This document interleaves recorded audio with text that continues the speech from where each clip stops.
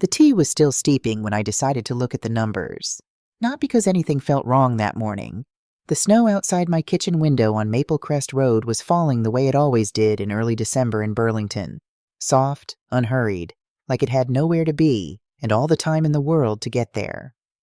Ray used to stand at that window with his coffee and say the snow in Vermont didn't fall. It arrived. He had a way of saying ordinary things that made them sound like something worth keeping. He'd been gone 6 years. I still made 2 cups out of habit sometimes. I was 72 years old, a retired school teacher, and by most measures a woman who had learned to be content with quiet. My pension covered my modest needs. The house was paid off. I had Nora Aldridge next door, who had been my closest friend since we taught 3rd grade together in 1987, and who still showed up at my door with soup whenever she sensed something was off before I'd said a word about it. I had a garden that went dormant in winter but came back every spring without being asked. I had a life that fit me. What I also had, though I hadn't looked at it plainly in years, was a second life I was quietly funding 4 miles away. I opened my financial dashboard that morning not out of suspicion, but out of a vague restlessness I couldn't name. Maybe it was the snow. Maybe it was the 2 cups again. I scrolled through the auto payments the way you scroll through something familiar, expecting nothing, really just looking. Utilities for Cassie and Owen's house on Delwood Drive, $340 a month, set up in March of 2018 after Owen said the winter bills had blindsided them. Daycare for Theo and Lily, $890 a month, started when Theo was born 4 years ago, continued without discussion when Lily arrived 2 years after. Family health insurance, $520 a month because Owen's job had changed and the new plan had a gap, just temporarily. The credit card debt assistance, $600 a month because they'd had a hard quarter, just until things leveled out. Car maintenance plan, $240 a month. I sat back in Ray's old wooden chair, the one he built himself from a kit the winter before Cassie was born, sanded and restained so many times it had grown smooth as riverstone. And I did the arithmetic I had been gently avoiding for longer than I wanted to admit. $2,340, every single month. For nearly 5 years, that was not help anymore. That was a household budget. That was my household budget, quietly transplanted into someone else's house. I closed the laptop without changing anything. I made fresh tea and stood at the window and watched the snow arrive, the way Ray would have, and I told myself what I had been telling myself for years. They needed me. That was what love looked like sometimes. Not glamorous, just steady. I believed it. I almost always did. I had tried to like Gloria Briggs from the beginning. That felt important to say, even now. When Cassie called to tell me she was engaged to Owen, her voice had a brightness I hadn't heard since she was a little girl who'd just learned something wonderful about the world. I drove the 3 hours to Portland to meet the family, wearing my good navy dress, carrying the lemon cake I always made for occasions that mattered. Gloria Briggs had answered the door in something that probably cost more than my first car. She was 68, immaculate, the kind of woman who managed to look both warm and appraising at exactly the same time. She took my hand in both of hers and said, "Cassie has told us so much about you. A school teacher. How wonderful. She has such a generous spirit. You must have raised her to give so much of herself." It sounded like a compliment. I accepted it as one. But over the years, the comments had a way of landing just slightly sideways. At the rehearsal dinner, "Cassie is doing beautifully. She's really come into her own since knowing Owen's circle." At the baby shower for Theo, "You must be so relieved she has such a solid support system here." At one of those early holiday gatherings where I sat near the end of the table and smiled until my face ached, "She tries so hard to fit in. You raised her with such modest values, but she's really learning." I'd never been sure if those were cruelties or simply the blind spots of a woman so accustomed to her own world that she couldn't see how her words traveled. Either way, I had swallowed them. Cassie had seemed happy. Owen was decent enough when he wasn't distracted. The grandchildren were everything. I told myself the distance was normal. Families got busy. Daughters became wives, and then mothers, and the geometry of their lives shifted. I told myself I was not being replaced so much as relocated. Moved to a quieter room in the house of Cassie's life. Still present, just no longer in the center. I had believed that too. Mostly. The text arrived on a Tuesday afternoon while I was folding laundry. Cassie's name lit the screen and I felt the small, familiar flutter, that particular hope that never entirely goes away, no matter how many times it's been answered with something smaller than you'd wished for. Mom, things are really tight right now. Owen lost a big contract and we're just trying to keep our heads above water. I feel awful, but we can't do gifts for anyone this Christmas. Please don't feel like you need to get anything for us either. I'd feel terrible if we couldn't give something back. We'll make it up next year, I promise.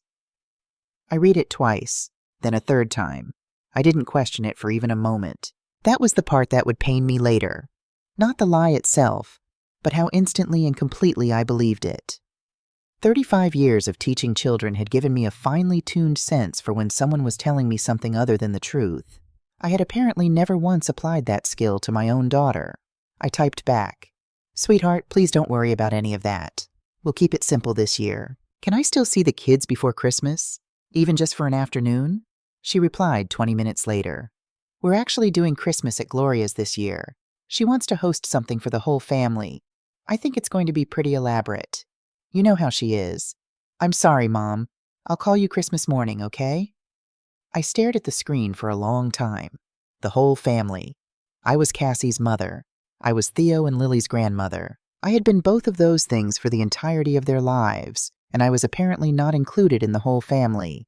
I typed, "That sounds lovely. Have a wonderful time." I set the phone face down on the kitchen table and sat very still for a while. Nora called that evening the way she often did, with the timing of someone who had a sense about things she couldn't explain. "How are you doing?" she asked. "Fine," I said. Cassie texted. "They're having a hard time financially, apparently. Christmas is canceled." There was a pause on Nora's end that lasted just a beat too long. "Canceled for who?" she asked. "For everyone," she said. "Gifts are off the table. They're stretched." Another pause. "Dot," Nora said, using the nickname only she ever used for me. "When did Cassie last invite you to her house?" I thought about it honestly. The previous April. I had driven 3 hours, brought pot roast, sat in their living room for 90 minutes while Theo showed me his dinosaur collection, and then Cassie had said she needed to meet Gloria to discuss the spring charity luncheon, and could I find my way out? "April," I said. 8 months ago, and you drove there." "She's busy, Nora." "I know she is," Nora said carefully. "I'm not criticizing. I'm just saying pay attention. That's all. Just pay attention for a few days." I told her I would. I almost meant it. What I saw over the next 4 days settled into me the way cold settles into a house with a draft you've learned to ignore. Slowly, systematically, in every room. On Wednesday, Cassie posted a photo to her Instagram story. A cocktail, crimson and sparkling, photographed against a frosted window. The caption read, "December mood. I recognized the glassware from the Emerald Lounge. Burlington's most expensive bar, where a single cocktail ran $24. I told myself people treated themselves even in hard times. I almost convinced myself. On Thursday morning, Owen called. His voice had the easy warmth of someone who'd never once worried I would say no. "Hey, Dot, sorry to bother you, but the Jeep needs brake work and the quote came in higher than we expected. Any chance you could spot us an extra $400 this month? We'll square it up after the holidays." "Of course," I said. "I'll transfer it today." He thanked me quickly and cheerfully, and the call lasted 4 minutes. On Friday, a new story appeared on Cassie's page. A shopping bag from Harrington and Wells, the boutique on Church Street where the scarves alone were priced beyond what I spent on groceries for a month. She'd posted just the bag, no caption, a single small emoji. I stared at it until the image blurred. On Saturday evening, she posted a photo of dinner, the Gilded Fork, which was the kind of restaurant Ray and I had gone to once for our 35th anniversary, as an extravagance we talked about for weeks afterward. 6 people at the table, candles, good wine, Cassie in a purple dress I'd never seen, sitting beside Owen, both of them laughing at something off camera. Gloria at the head of the table, radiant in her element. The caption, "Family dinner with the Briggs." I looked at that photograph for a long time, longer than was good for me. And then I went and found the financial folder I hadn't opened in 3 years, sat down at Ray's desk, and began to go through it with the deliberate attention I had been withholding for far too long. It was Nora's voice I heard in my head. "Just pay attention." All right then. I was paying attention. 8 days after Cassie's text, I was washing the dinner dishes when my phone chimed softly on the counter. Cassie Harwell Briggs added 32 new photos. I smiled. 32 photos. It must be the kids. Theo had started drawing these elaborate scenes lately, whole worlds in crayon, and I kept them all in the drawer of my nightstand. Maybe she'd finally taken pictures of the Christmas lights they'd been stringing up. Maybe Lily had done something funny with the tinsel. I dried my hands on the dish towel and opened the album. The smile left my face before it had fully formed. The first image was a mountain of gifts. Not a pile. A mountain. Boxes wrapped in silver paper stacked to the height of a person, tied with velvet ribbon in deep burgundy and gold, arranged with the kind of careful intention that took time and thought and considerable money.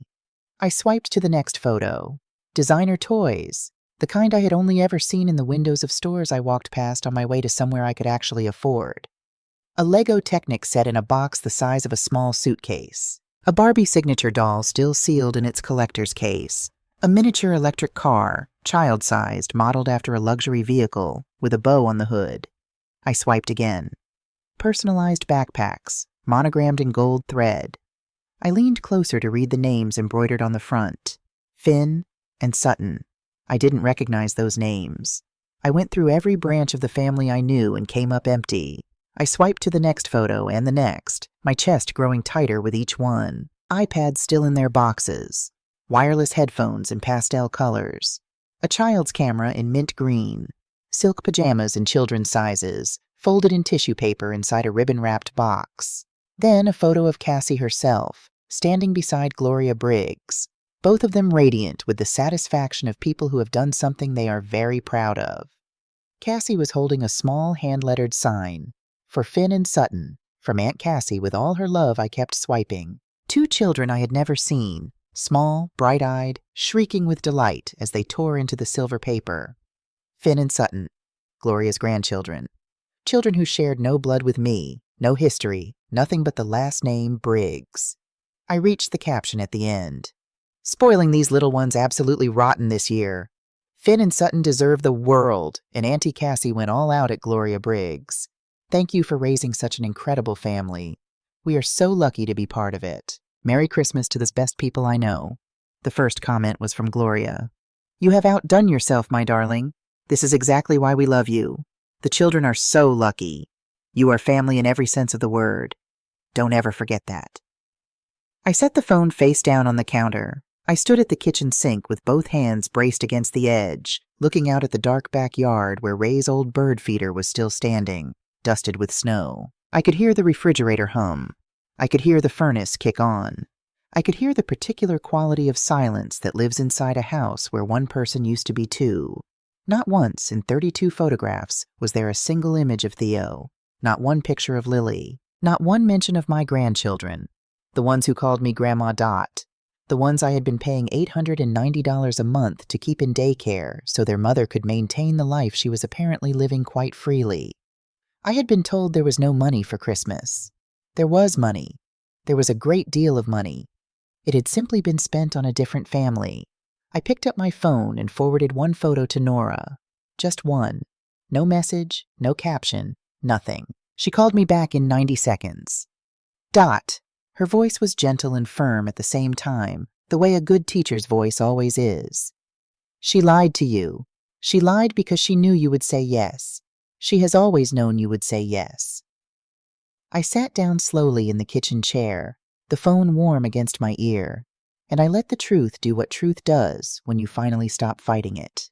It settled. It took up the space it had always deserved. I didn't sleep well that night, but not because I was upset.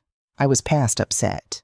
What kept me awake was something closer to clarity, the uncomfortable, clarifying sensation of finally seeing something plainly that you have been looking at sideways for years. Around midnight, I got up and made chamomile tea and sat at Ray's desk and opened the financial folder I'd started reviewing earlier in the week.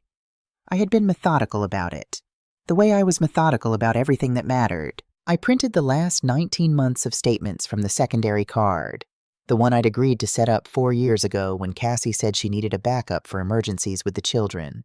Just for emergencies, Mom. Pediatric urgent care, things like that. I won't use it for anything else. I went through every transaction with a yellow highlighter. Harrington and Wells, $387, then $540, then $290. The Gilded Fork, $340, $290, $415. The Emerald Lounge, $180, $220, $160. Bloom Spa and Wellness, $160, $220, $220. And near the bottom of the list, a line that made me go very still. Gloria's Lakewood Foundation Charity Gala, 2 tickets, $600. Gloria's Charity Gala, $600. On the emergency card I had given my daughter for pediatric urgent care. I sat with that for a while. Then I took out a clean sheet of paper and added it up. 19 months. Every transaction I had not authorized, had not discussed, had not even been told about. $11,240. I wrote the number at the bottom of the page and looked at it for a long time in the lamplight. Then I put the cap back on my pen, set the folder to one side, picked up my tea. All right, I thought. Now I know. I didn't feel rage. I didn't feel the hot, wild thing I might have expected. I felt something older and quieter. The feeling of a woman who has been patient in the wrong direction for far too long and who has just now, finally, found her footing. I finished my tea. I went to bed. In the morning I would begin. I have always been a morning person. Ray used to tease me about it, said I was the only human being he'd ever known who woke up already in the middle of a thought. He was a slow starter, a man who needed 2 coffees and 20 minutes of quiet before the world came into focus. I would be at the kitchen table with my grade book before the sun had finished climbing over the rooftops, already thinking through the day. That Thursday morning, I was at Ray's desk by 6:15.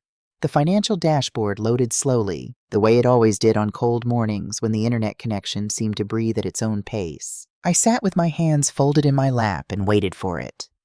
Outside, Burlington was still dark, the streetlight on Maple Crest Road casting a pale circle on the snow below. A single car moved slowly down the street. Everything was quiet in the way that only very early mornings are quiet. Not empty, just unhurried. The screen loaded. I looked at the list of auto payments the way you look at something you've made a decision about. Not with uncertainty, not with the back and forth of someone still weighing their options. I had done my weighing in the night. This was simply the morning after. I placed my hand on the mouse. The utilities first. $340 a month, auto-drafted on the first of every month since March of 2018. I remembered that phone call clearly. Owen had called on a Sunday, apologetic and a little embarrassed the way he was in those early years before he learned I wouldn't push back. The winter bills just came in higher than we budgeted, Dot. Just this 1 month if you could help. We'll handle it ourselves going forward. Just this 1 month had become 70 months. I clicked. Cancel this payment? Confirm. The daycare. $890 a month. I thought about Theo when I did this one. His small, serious face. The way he explained things with the gravity of someone 4 times his age. The drawing he'd made me last spring of the 2 of us standing in my garden, labeled in his careful printing. Me and Grandma Dot. I thought about Lily, who still smelled like baby shampoo when she fell asleep against my shoulder on the rare occasions I was allowed to hold her long enough for that. I was not canceling this because I did not love them. I want to be very clear about that. Even now, I canceled it because I loved them, and because a grandmother who is financially drained and emotionally erased is not a grandmother who can be present for long. Confirm. The health insurance. $520. Confirm. The credit card assistance. $600. The debt that was supposed to be temporary. The debt that had been quietly renewed and renegotiated and extended in conversations I had mostly with myself. Confirm. The car maintenance plan. $240. Confirm. By the 5th cancellation, my breathing had changed. Not because I was upset, because something physical was releasing in my chest. Something I had been holding at tension for so long I had stopped noticing it was there. Like a fist slowly unclenching. Like a breath you didn't know you were holding. I scrolled down to the secondary card.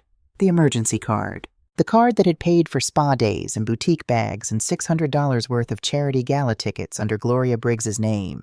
I moved my cursor to the account controls. Lock this card immediately? Confirm. Then I sat back and looked at the screen. A column of gray. Canceled, locked, ended. 5 years of quiet, unacknowledged responsibility, dismantled in 11 minutes on a dark Thursday morning in December. It was not triumphant. I want to be honest about that. There was no satisfaction in it. Not the hot kind people imagine when they picture a moment like this. It was more like the feeling of signing a document you've needed to sign for a long time. Solemn, a little sad, completely necessary. I closed the laptop. I put on my coat and my boots, and I walked out to the backyard in the snow, just for a minute, just to stand in the cold air and let it be real. The bird feeder Ray had built from cedar planks was coated in white. The garden beds were sleeping under their frost blanket. The sky was just beginning to lighten at the edges, that particular shade of gray-blue that comes before the color returns to the world. I stood there for a while. Then I went inside and made breakfast. The knocking started at 7:52. I knew that kind of knocking before I reached the hallway.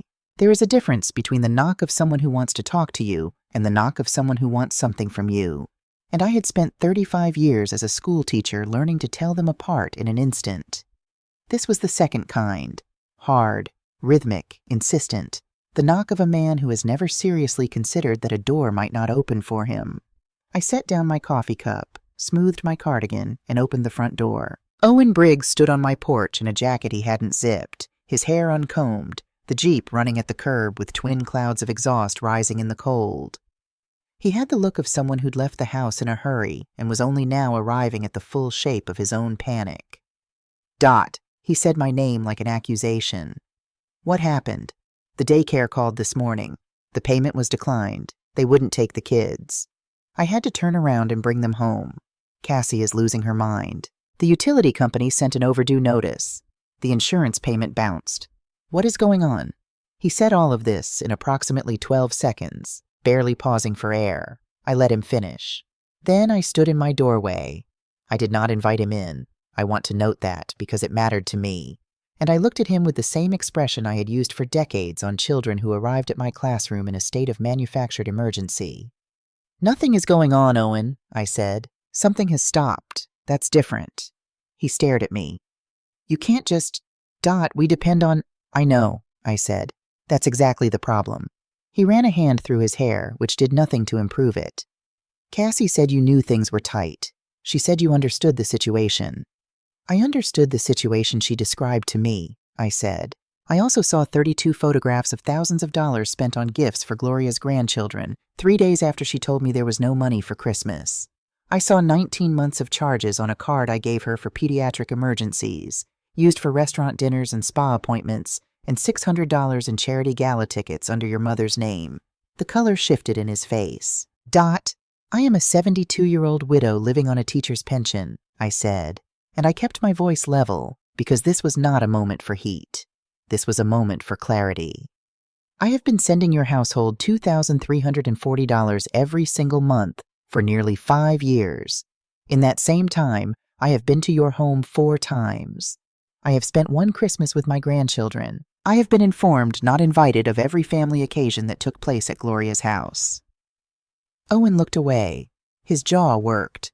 I could see him cycling through responses, discarding them one by one. "Gloria is going to hear about this," he finally said.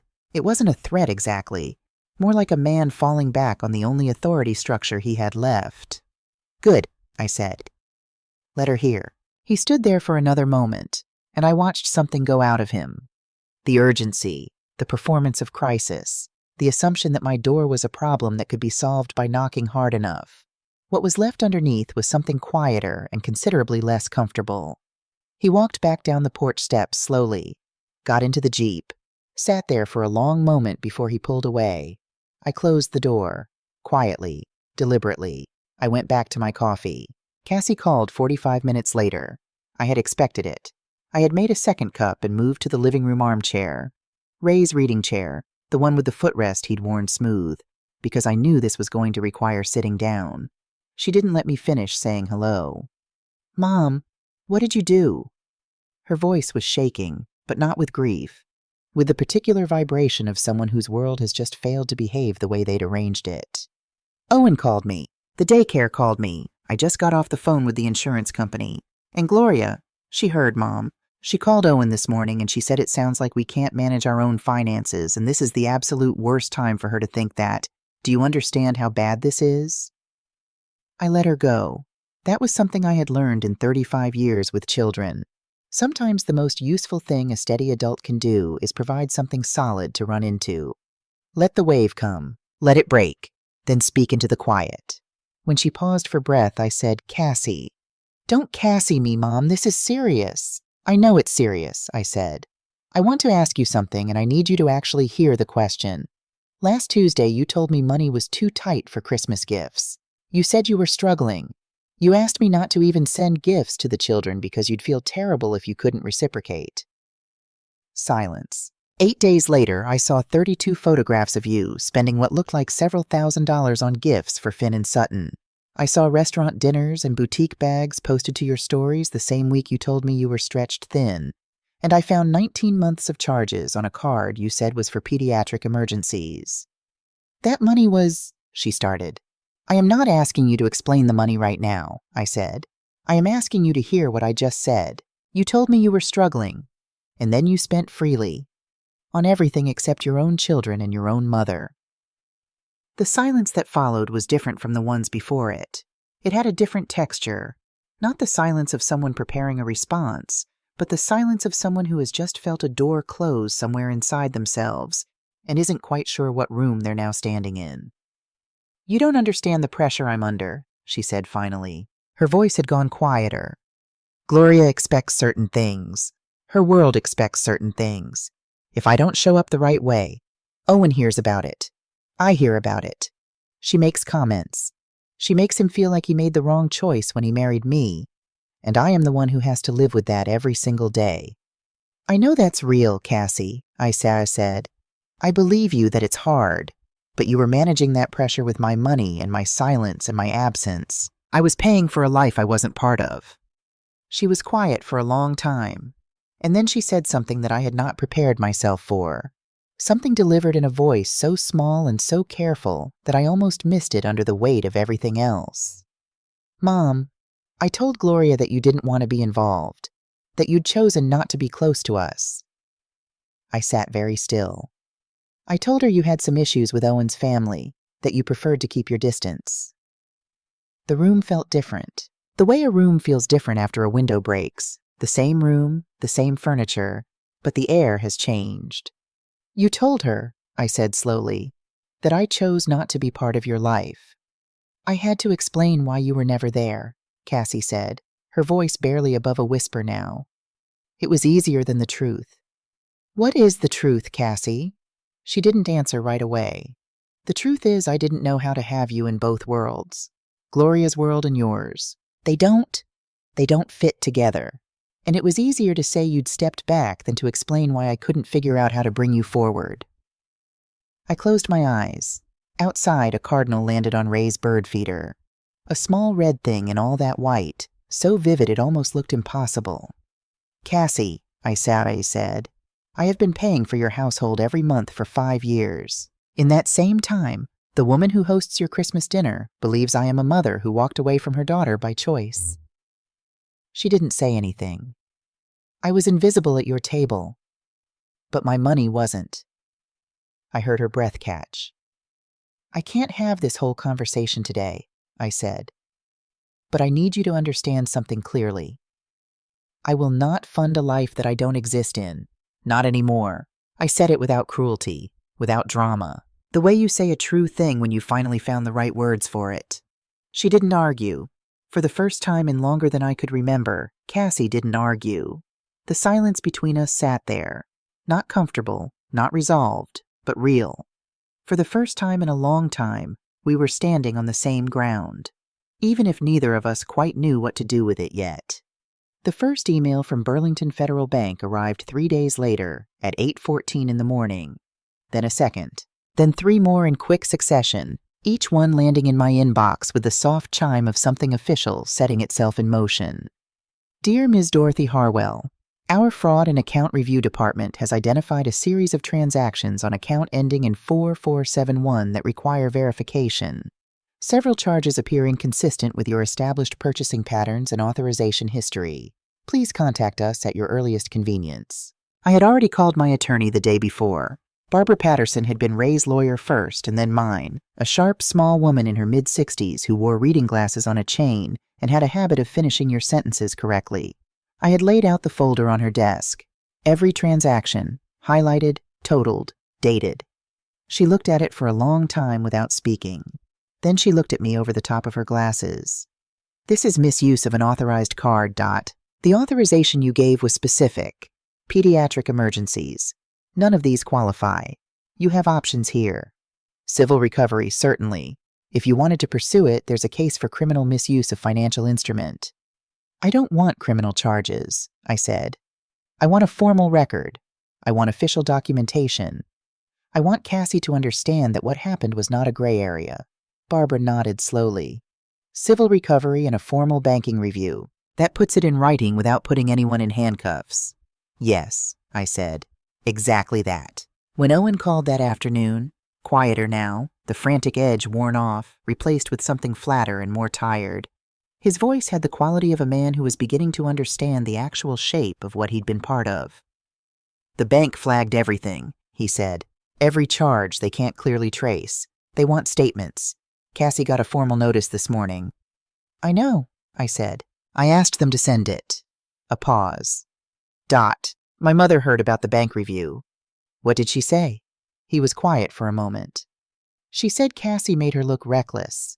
She said the photographs, the Christmas photos, made the family look financially irresponsible. She's upset about appearances. I almost said something about the particular irony of Gloria Briggs being concerned about appearances at this precise moment. But I didn't. Some things didn't need my commentary to be understood. Owen, I said, I want to tell you something, and I need you to hear it the way I mean it, not the way it might sound. Okay, he said. Your children had nothing to do with this. Theo and Lily are entirely blameless. Whatever happens between the adults in this situation, those two children are going to have their grandmother as long as I am standing. That is not negotiable, and it is not conditional. He was quiet for a moment, and then I heard something in his breath shift. Not quite emotion. Owen wasn't built for easy emotion, but something that moved toward it. Thank you, he said, quietly, like he meant it. Don't thank me, I said. Just don't forget it. That evening, I sat at Ray's desk for a long time after the light had left the windows. I pulled out a legal pad and wrote 2 words at the top. What now? Below it, I wrote the things I knew to be true, the things I had spent years arranging around the edges of my life without ever placing them at the center where they belonged. I was 72 years old. I had worked hard for 35 years. I had raised a daughter who was not a bad person, but who had made choices that had slowly, systematically, made me smaller. I was not small. I had never been small. I had simply agreed to stand in a corner and call it love. I thought about Ray, about the way he used to say that real love didn't ask you to disappear. It asked you to show up. All the way, Dot, not just the convenient parts. I picked up my pen and at the bottom of the legal pad I wrote, rewrite the will, set up the scholarship, call Nora in the morning. Then I added one more line, let Cassie find her way back. But let it be her way, not your money paving the road. I folded the paper and put it in the desk drawer, next to the photograph of Ray at our kitchen table, laughing at something I'd said, holding his coffee cup in both hands the way he always did in winter. I see you, I thought. I'm all right. Outside, the snow was arriving again, unhurried, like it had nowhere to be. The thing about consequences is that they don't arrive all at once. They come the way weather comes to Vermont in winter. Not in a single dramatic storm, but in layers, each one settling over the last, each one changing the landscape a little more, until one morning you look out the window and the world looks entirely different from the one you thought you were living in.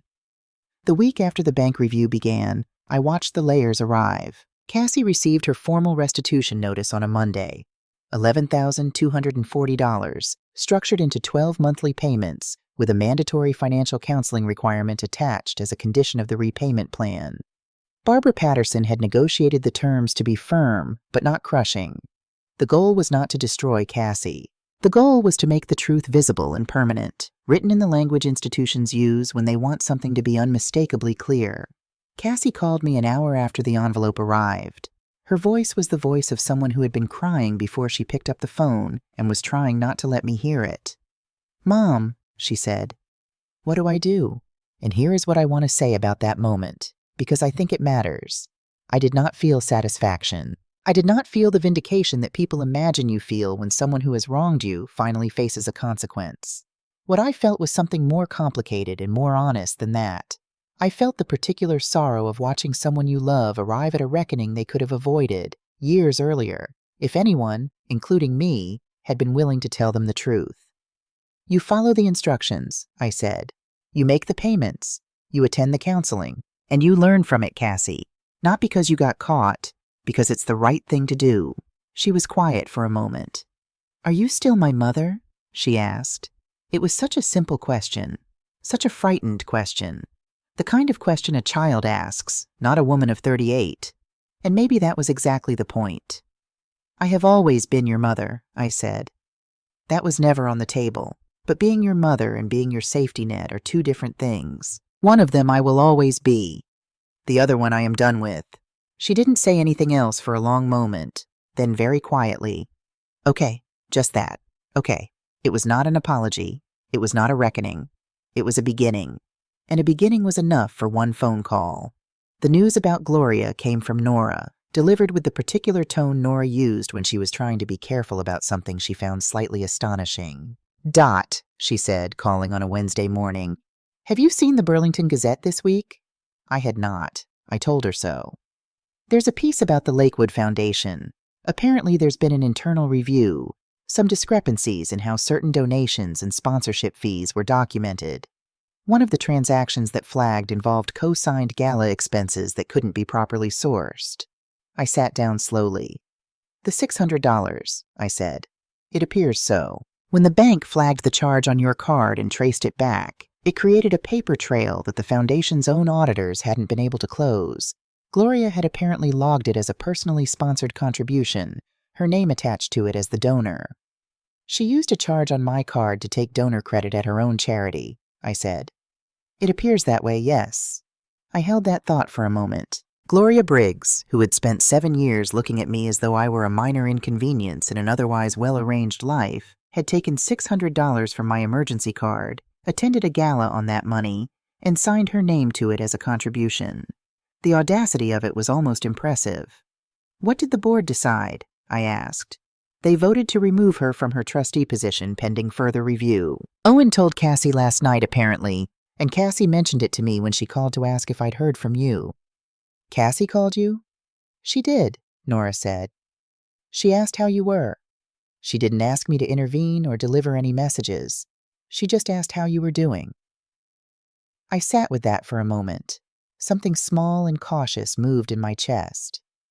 What did you tell her? I told her you were doing better than you had in years, Nora said. Which is the truth. Owen came to the door again 4 days after the bank notices arrived. This time he didn't pound. He rang the bell once, stood back from the door with his hands in his coat pockets, and waited. When I opened it, his whole posture was different from the first visit. No urgency, no manufactured crisis radiating off him in waves. He looked like a man who had spent some days sitting with something uncomfortable and hadn't tried to escape it. He was holding something in his right hand, a piece of construction paper folded into quarters, the edges soft from small fingers handling it. Theo made this, he said, this morning. He asked me to bring it to you. I took it and unfolded it carefully. Crayon, the way Theo always worked, pressing hard, serious about his colors, the way he was serious about everything. A drawing of a house I recognized as mine, with the tall spruce in the front yard and the wooden bird feeder in the back. Standing in the front yard were 3 figures, a tall one with gray hair and a smaller one on each side.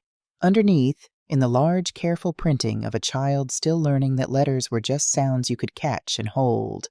Grandma Dot, we miss you, please come home. I stood in the doorway and looked at it for a long time.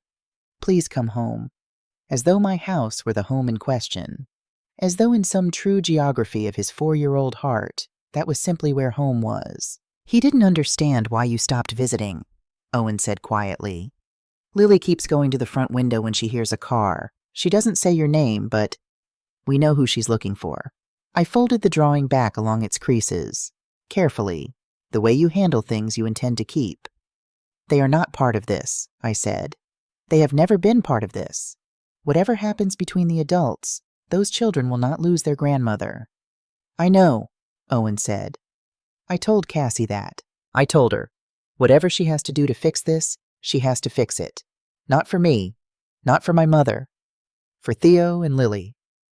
I looked at him, really looked at him, not as the man who had knocked too hard on my door a week ago, not as Gloria Briggs's son, not as the person who had accepted my money without examination for years, just as a man of 39 who was standing on my porch in the cold, holding nothing but an honest sentence. "Owen," I said, "do you love my daughter?" He didn't hesitate. "Yes." "Then love her enough to let her be herself. Not Gloria's version of her. Not the version that needs to perform for a room full of people she's afraid of. The one I raised. The one who used to climb apple trees in our backyard and read to her little cousin for an hour straight because he asked her to. That woman is still in there. Help her find her way back to herself." He stood very still on my porch. "I don't think I knew that woman," he said softly. "I'm not sure she's been around much since we got married." "No," I agreed. "She hasn't." We stood in the cold for a moment, two people accounting for something neither of us had caused alone, and neither of us could fix alone. "What do we need to do?" he asked. To make this right. All of it. What do you actually need from us?" "Financial counseling," I said. "Both of you, together, before I consider any kind of resumed financial relationship. A real accounting of your household. What you earn, what you spend, what you actually need versus what you've convinced yourselves you need." He nodded. "And real contact," I said. "Not performative, not an obligatory phone call on my birthday and a text on Christmas morning. Real, consistent, honest contact. Not because I'm keeping score. Because relationships require showing up, and showing up has to go in both directions." "And if we do those things?" he asked. "Then we see what's possible," I said. "I'm not closing a door, Owen. I'm just putting a lock on it and telling you where the key is." He nodded one more time slowly. Then he walked down the porch steps, and this time I watched him go all the way to the car. He sat for a moment before starting the engine. I couldn't see his face, but I could see the stillness of someone sitting with themselves honestly, which is one of the harder things a person can do. I went back inside, put Theo's drawing on the refrigerator with the magnet shaped like a maple leaf that Ray had bought at a craft fair in 1994. Please come home. I'm still here, I thought. I never left. The letter arrived on a Friday afternoon, delivered in a cream-colored envelope with a return address I recognized immediately. Gloria A. Briggs. The Briggs residence on Harborview Lane. I stood at the mailbox and looked at it for a long moment before bringing it inside. I set it on the kitchen table and made tea first. Proper tea, leaves in the pot, the way Ray always insisted. And then I sat down and opened it. The handwriting was fountain pen, precise and elegant. The handwriting of a woman who had been taught that how you presented yourself on paper was a reflection of your character. Even now, even in whatever this was, Gloria Briggs could not help but present herself well. I read it slowly. Dear Ms. Harwell, I am writing this letter without being asked to do so, and without any expectation of how it will be received. I am 68 years old, and I have learned, later than I should have, that there is a difference between the version of events we construct for our own comfort and the version that is actually true. I knew Cassie was receiving financial support from you. Owen told me directly when I asked him, approximately 14 months ago. At the time, I said nothing, not because I approved, but because it was convenient for me not to examine it. I want you to know that I understand what that silence cost you, even if I did not understand it then. I did not know about the secondary card. I did not know that charges were being made without your knowledge. When the banking matter came to my attention, I felt something I have not felt in quite some time. Genuine shame. Not the social shame of a situation made public, though that was present too. The deeper kind. The kind that means you have looked at yourself plainly and found yourself wanting. I have not been fair to you. I want to be precise about what I mean by that. I did not dislike you. I want to be clear about that too. What I felt, and I am only now able to name it honestly, was discomfort. Your presence reminded me of things about my son's life and my son's choices that I preferred not to examine. It is far easier to make someone a background character than to reckon with what their presence actually reveals. You were never a background character. You were a mother who showed up in the only way she was permitted to, financially, silently, without acknowledgement. I permitted that arrangement by pretending not to see it. This is not a complete apology. I am not certain I know how to write one of those yet, but I wanted you to know that you were never invisible to me. I simply chose, for my own reasons, to act as though you were. That was wrong. With respect, Gloria A. Briggs. I read it twice. Then I folded it along its original creases and carried it to Ray's desk. I opened the bottom drawer, the one where I kept the things I intended to keep, and I placed it inside. Next to the photograph of Ray, next to Theo's first drawing, next to the legal pad where I had written, "What now?" and answered my own question. I didn't forgive Gloria Briggs that afternoon. Forgiveness, real forgiveness, is not something that happens in an afternoon. It is a long, quiet process that moves at its own pace and cannot be hurried by a well-written letter, however honest. But I believed her. That was something. I believed that she had written it without being asked, and that the shame she described was real, and that a woman of 68 who has spent her life performing impeccability does not easily write the words I found myself wanting unless she means them. You were never invisible to me. She had simply chosen to act as though I were. There was a kind of grief in that, not for me, but for the years, the wasted, unnecessary years of distance that might have looked different if one woman had chosen honesty over comfort a decade earlier. But grief and bitterness are not the same thing. I had spent enough of my life confusing the two. I closed the drawer, put the kettle on for the second time that afternoon, stood at the window and watched the cardinal come back to Ray's feeder, the same small red insistence in all that white, or one very like it. All right, I thought. Now we see what comes next. Cassie came alone on a Sunday morning, 3 weeks after everything had begun. No Owen, no phone in her hand. She drove herself, which she hadn't done in years. She always said the 3-hour drive was too long alone. She arrived at 10 in the morning, parked in the driveway, and sat in the car for several minutes before coming to the door. I watched her from the kitchen window. I did not go out. I let her come in her own time. When she finally knocked, gently, just 2 soft taps, I opened the door, and she was standing there in her old college sweatshirt, the gray one with the cracked lettering she'd had since she was 21. No design or anything, no careful presentation, just my daughter, 38 years old, standing on my porch looking like she hadn't slept quite enough in several weeks. "Hi, Mom," she said. "Hi, sweetheart," I said. "Come in out of the cold." I made coffee. We sat at the kitchen table the way we used to sit when she was a teenager and had something difficult to say. Me on one side, her on the other. The table between us like a neutral country where hard things could be laid down safely. She wrapped both hands around her mug and looked at it for a long moment before she spoke. "Mom, there's something I never told you." I waited. When Owen and I first got married, the first Christmas at Gloria's house, she took me aside before dinner. She was very gracious about it, very warm. She said she was so glad Owen had found someone with such a generous heart. Cassie paused. And then she said she hoped I understood that Owen's world had certain expectations, certain standards. She said it kindly. She always says things kindly. But what she meant was that I came from a different place, and that I would need to work to fit in. She looked up at me. I was 29 years old, and I was so in love with Owen and so terrified of losing him to that world that I decided, right then, at that dinner table, that I would never let anyone in his family look at me and see where I came from. I would never let them see the gap between their world and mine. She set down the mug. And the gap was you, Mom. Not because you're anything to be ashamed of. You know I don't believe that. But you were the most visible proof of where I came from. And I couldn't figure out how to have you in both places at once.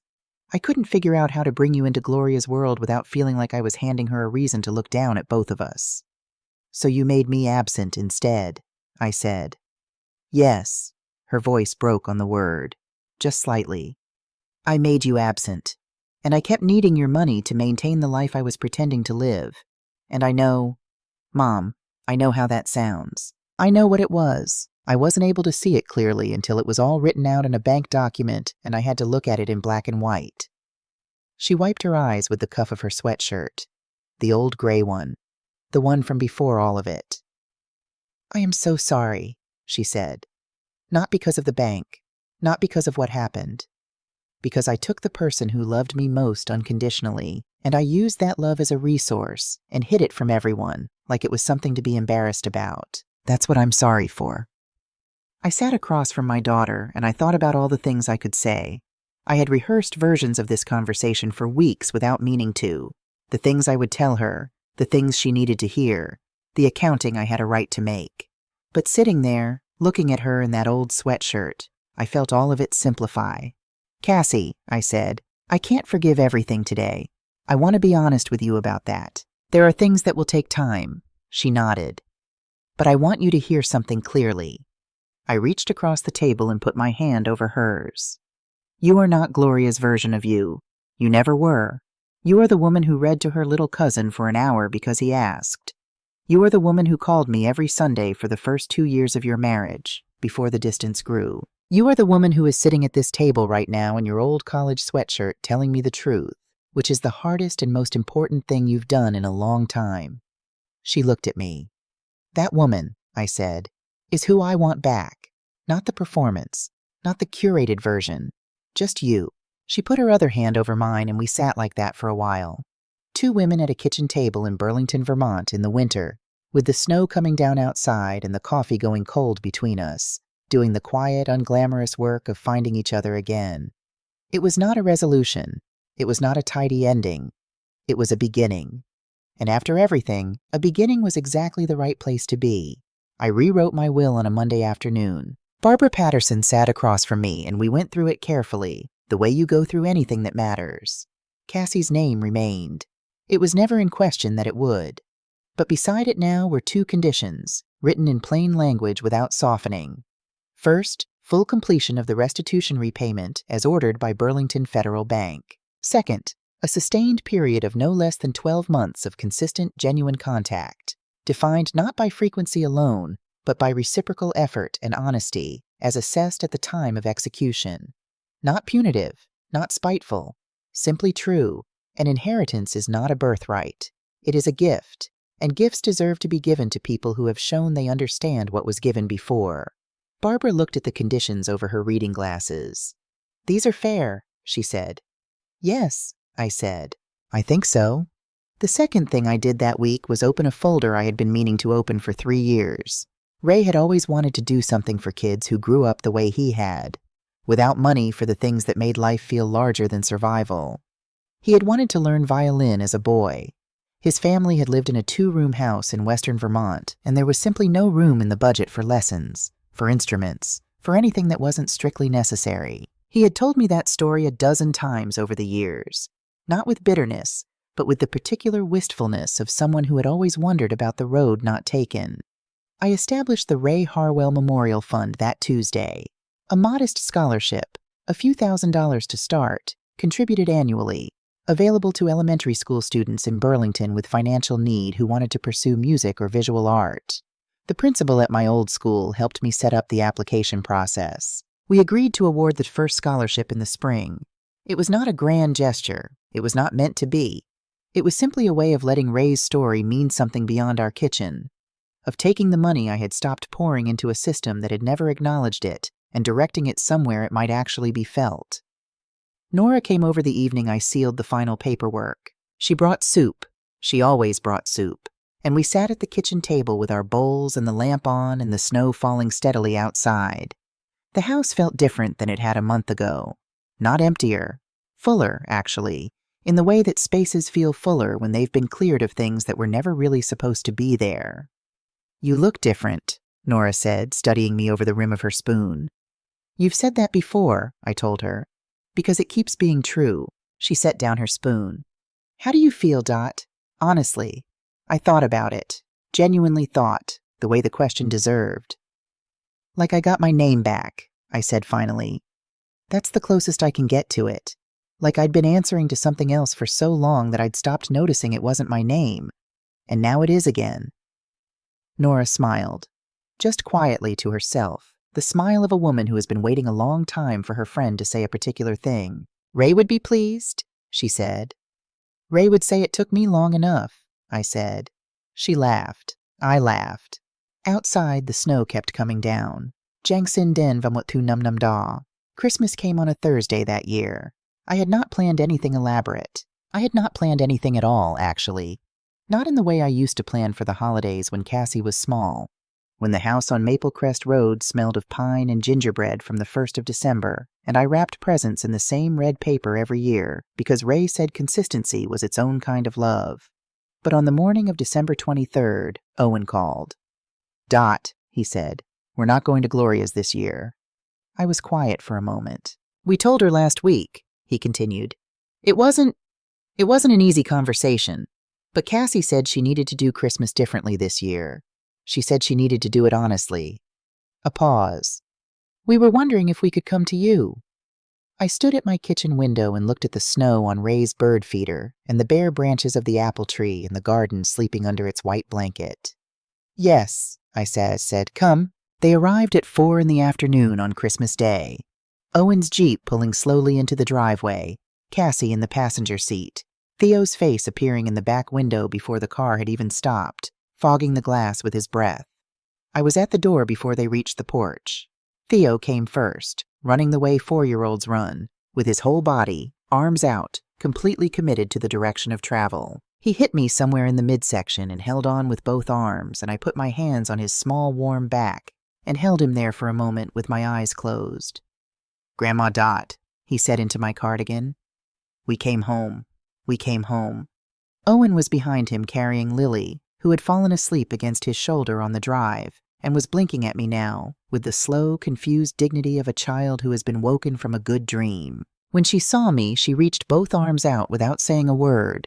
Just reached, the way small children reach for the things they are certain of. I took her. She settled against me immediately, tucking her head under my chin, and I felt the weight of her, solid and real and warm, and thought that there was no amount of money in the world that was worth more than the particular trust of a small child who reaches for you without hesitation. Cassie was last. She stood at the bottom of the porch steps and looked at me across the small distance between us. Just a few feet, just 3 wooden steps, but both of us knowing it had taken considerably longer than that to cross. "Hi, Mom," she said. "Hi, sweetheart," I said. "Come in out of the cold." We ate at the kitchen table, all of us, plus Nora and her husband Frank, plus Tom Whitfield from down the street who had been eating Christmas dinner alone since his wife passed 2 years ago, and who brought a bottle of decent red wine and a very earnest fruitcake that nobody ate, but everyone was kind about. The table was not elegant. There was no centerpiece, no matching china, no careful arrangement designed to signal prosperity or belonging. There was Ray's old roasting pan with the chicken I'd started at noon. There were the mashed potatoes I'd made from scratch the way he always wanted them. Plenty of butter, don't apologize. There were the cranberries from a can because Cassie had always preferred them that way, even as a child, and some preferences are worth honoring. Theo sat beside me and narrated everything. The food, the candles, the way the snow looked out the window, a lengthy monologue about dinosaurs that somehow connected back to Christmas in a way only a 4-year-old could manage. Lily sat in the high chair Owen had carried in from the Jeep and ate mashed potatoes with her hands with the serene confidence of someone who has decided utensils are optional. At some point during dinner, Frank told a story about the worst Christmas he'd ever had, involving a rental car, a blizzard, and a motel in New Hampshire that he swore was haunted. Nora disputed several key details. Tom Whitfield contributed a worse Christmas story that turned out to actually be funny. Cassie laughed, really laughed, the full laugh I remembered from before, the one that had gone quieter in recent years. Owen looked at her when she laughed. Just looked. The way a person looks at something they've been missing without knowing it. After dinner, while Owen and Frank were doing the dishes and Tom was teaching Theo an extremely simple card trick with great ceremony, Cassie and Nora and I sat in the living room with our wine. Lily was asleep on the couch under Ray's old wool blanket, one arm flung out, breathing the deep, even breath of the entirely contented. Cassie looked around the room, at the old furniture, at the bookshelves Ray had built, at the ornaments on the small tree I'd put up at the last minute, most of them paper and tin and decades old. "I forgot how this house feels," she said quietly. "How does it feel?" Nora asked. Cassie thought about it. "Like nothing has to be performed," she said. "Like you can just be, whatever you actually are." She looked at me.